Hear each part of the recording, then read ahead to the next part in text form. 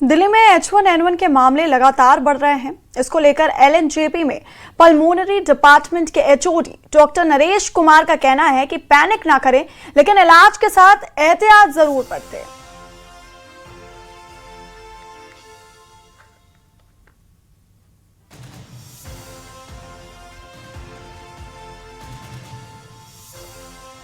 सबसे पहले ये बताएं कि ये जो H1N1 है ये कितना घबराने की ज़रूरत है या नहीं, क्योंकि जो नंबर है वो बहुत ज़्यादा हो गए पिछले साल के मुकाबले। पिछली बार करीब 230 थे और अब 2000 के आसपास उसी टाइम फ्रेम में पहुंच गए हैं। तो क्या ये नंबर जो बढ़ रहे हैं क्यों बढ़ रहे हैं?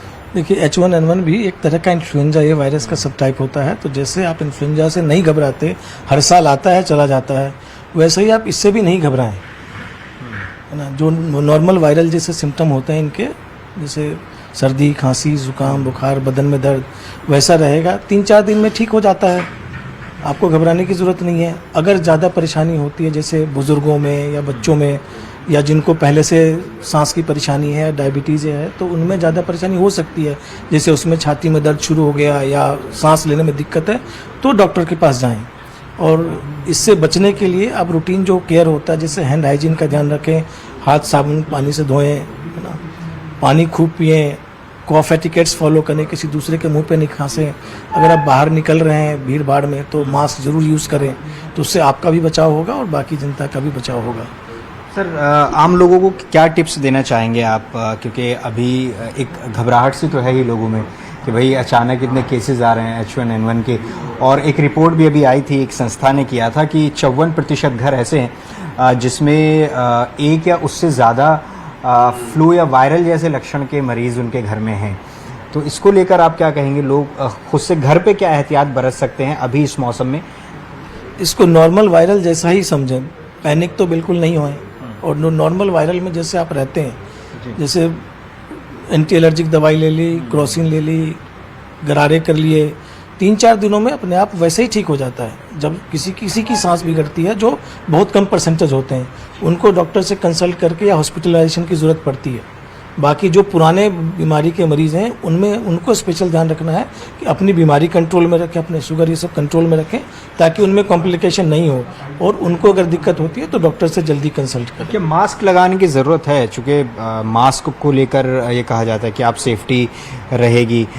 मास्क इसलिए भी हम पूछ रहे हैं क्योंकि हमें याद है कोरोना का वो वक्त जब मास्क को लेकर बहुत ज़्यादा जोर दिया गया था।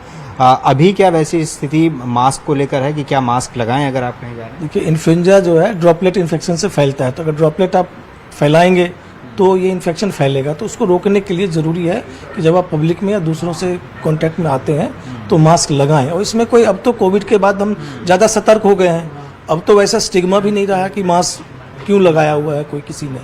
तो मास्क लगाएं, जनरली उससे इन्फेक्शन प्रिवेंट होगा। अच्छा, एक और सवाल सर, क्या इसका जवाब मिल सकता है कि इस साल ऐसे केसेस क्यों बढ़े हैं? क्या कोई इसके पीछे कोई ख़ास कारण है?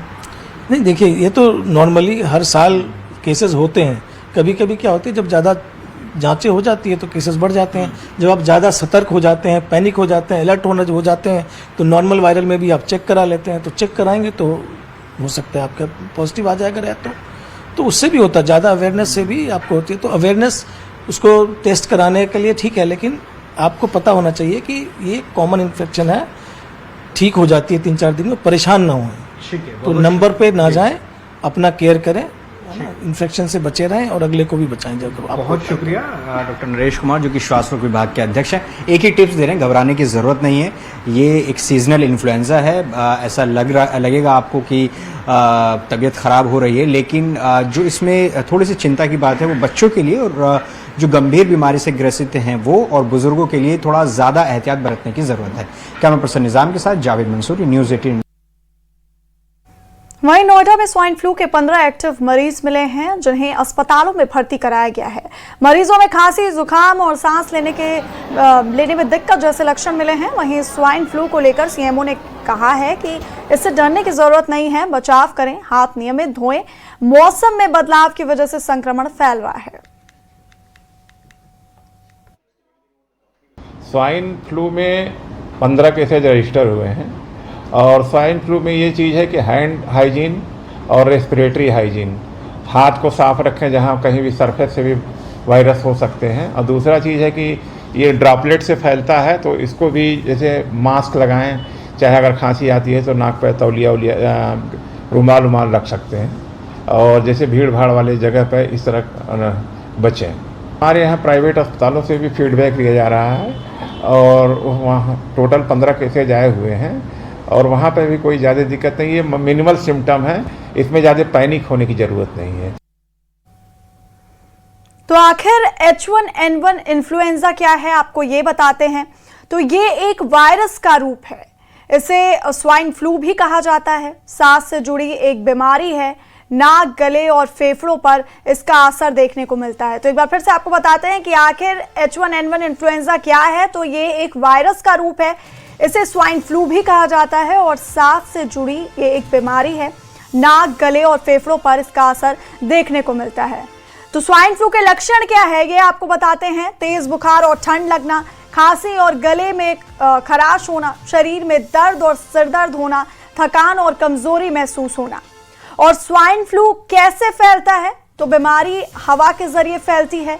संक्रमित व्यक्ति के खांसने या छींकने पर, मुंह या नाक को छूने से यह बीमारी और फैलती है।